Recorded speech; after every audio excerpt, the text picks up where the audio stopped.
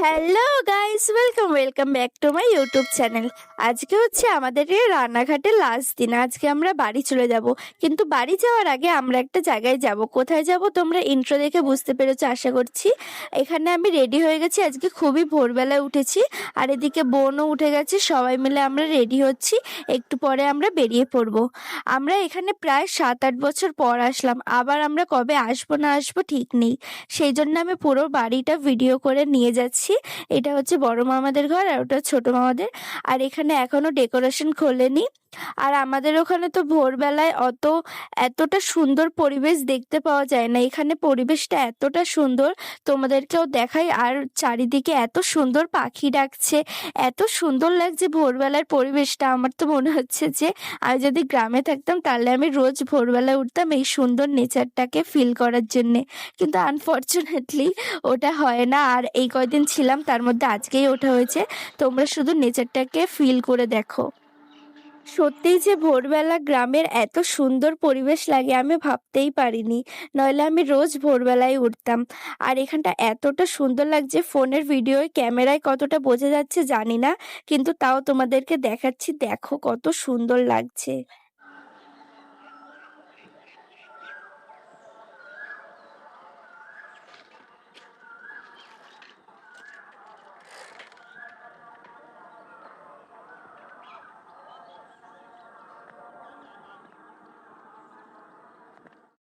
আর ওই যে জায়গাটা তোমরা দেখতে পাচ্ছ, তোমাদেরকে আগেই বলেছি ওখানে শ্রাদ্ধ অনুষ্ঠান হয়েছিল। এখনো ওখানে ডেকোরেশন খোলা হয়নি। যাই হোক, তোমরা আগের পার্ট যারা দেখোনি তারা অবশ্যই গিয়ে দেখে আসবে আর কমেন্ট করে জানাবে যে কেমন লাগলো। আর এখানটা এতটা সুন্দর লাগছে, আমার তো যেতে ইচ্ছা করছে না, কিন্তু ওদিকে আমাকে ডাকছে। যাই হোক, একটু পরে বেরিয়ে পড়বো। ট্রেন রয়েছে, দেখে নিয়েছি অ্যাপে কটার সময় ট্রেন আসবে। তা চলো বেরিয়ে পড়ি, তোমাদের সাথে স্টেশনে গিয়ে দেখা হবে আবার। गाड़ी संख्या 316021620 রানাঘাট শিয়ালদা মাতৃভূমি লোকাল 5 নম্বর প্ল্যাটফর্মে। আমরা রানাঘাট থেকে কৃষ্ণনগর যাওয়ার 9টার ট্রেনে উঠে গেছি। খুব তাড়াতাড়ি পৌঁছে যাব। যাই হোক, পৌঁছে যাওয়ার পর তোমাদের সাথে আবার কথা হবে।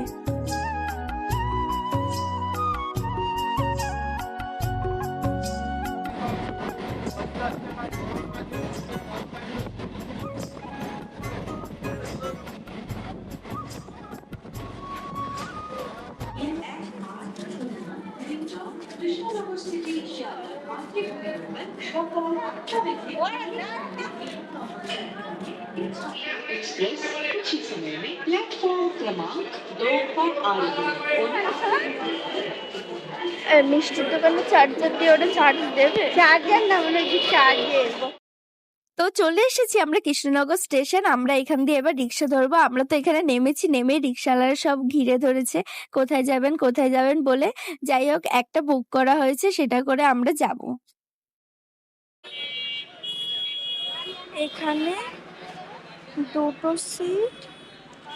আর এখানে যেই এই রিক্সা বা টোটো জানি না কি বলে, বাট যেটা ছিল আমাদের এখানের থেকে পুরো ডিফারেন্ট ছিল। এখানে পরপর 3টে সিট ছিল, আগে পিছে আর একটা ড্রাইভারের ওখানে। এটা দেখে আমার ভীষণ সুন্দর লেগেছে, এটা একদমই আলাদা রকম, আমার হেভি লেগেছে দেখে।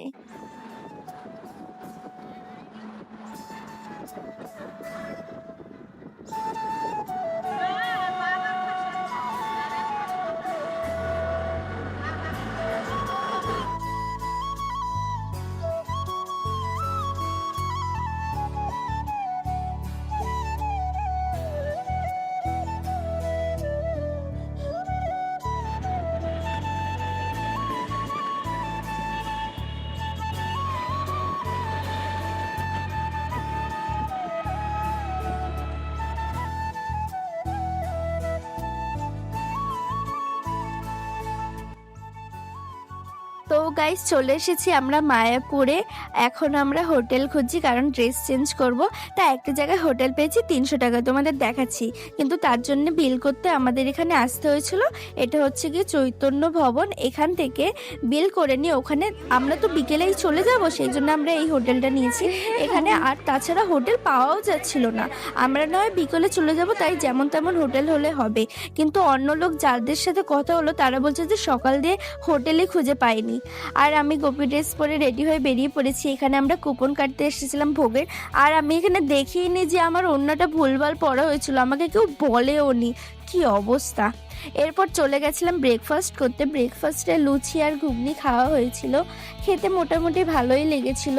আমি চেয়েছিলাম যে না খেয়ে থাকবো, কিন্তু সবাই বললো যে খেয়ে নে, সেই জন্য লুচি আর ঘুগনি খেয়ে নিলাম। এখানে ভালো লাগলো খুব। আর এখানে আমি ড্রেসটা পরার জন্য আমি বিশেষভাবে এসেছি যে আমি এই ড্রেসটা পরবো। আমাকে এই ড্রেসটা আমার শ্বশুরবাড়ি থেকে দিয়েছে। যাই হোক, আমার খুবই পছন্দ, আমি ড্রেসটা পরবো। আমার ভীষণই ইচ্ছে ছিল, সেই জন্য আমি আরও বিশেষ করে এসেছি।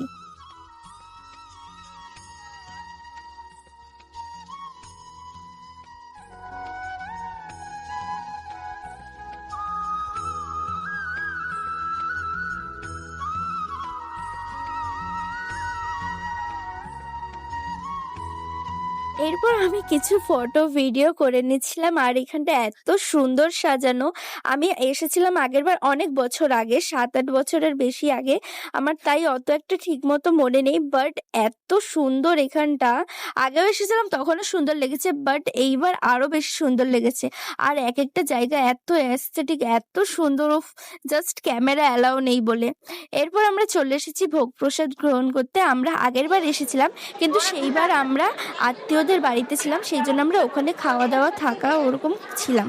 যেহেতু আজকে এইবার আমরা বিকেলবেলাতেই চলে যাব, বিকেলে 4টে ট্রেনে আমরা চলে যাব, সেই জন্য আমরা একটা যেমন তেমন হোটেল নিয়েছি। আর আমরা ভেবেছিলাম এখানে ভোগ প্রসাদ খাবো। তাই এখানে আমরা সকালবেলা দেখিয়েছিলাম কুপন কেটে গেছি। এখানে আমাদের এখন 2টো অবধি লাস্ট ছিল। আমরা এখন চলে এসেছি খাওয়া দাওয়া করতে। চলো তোমাদেরকে দেখাই যে ভোগ প্রসাদে কি কি ছিল। সবকটা রান্না ভীষণই টেস্টি হয়েছিল। আর এখন প্রায় 2টো মতো বাজতে যায়। এখন আমরা পেয়েছিলাম হচ্ছে গিয়ে ভাত দিয়েছিল, ভাতের সাথে আলু পটল নানা রকম সবজির একটা ঘ্যাট ছিল, আর একটা ছিল আলু আর পনিরের সবজি। ভীষণই টেস্টি ছিল। আর ডাল আর পায়েস ভীষণ ভীষণ টেস্টি ছিল। আর আমার নিরামিষ খাবার দাবার এমনিও ভীষণই ভালো লাগে। এরপর খাওয়া দাওয়া করে তারপর ফ্রেশ হয়ে জামা চেঞ্জ করে নিয়েছিলাম, আখের রস খেয়েছিলাম। তারপর এবার আমরা যাচ্ছি স্টেশনে ট্রেন ধরতে। দেখা হবে তোমাদের সাথে পরে। টাটা।